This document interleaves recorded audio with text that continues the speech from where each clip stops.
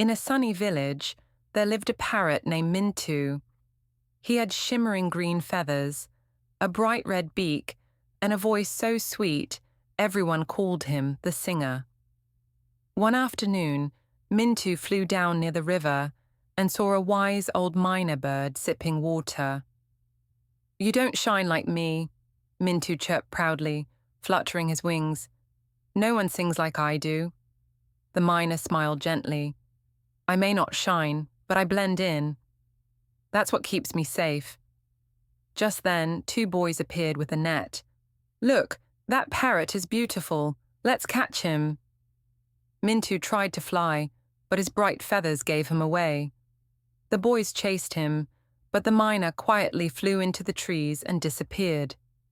Mintu escaped, but barely. He sat on a branch, panting and ashamed. From that day on, Mintu still sang, but with kindness in his voice and no pride in his feathers. Moral: pride makes you shine, but humility keeps you safe.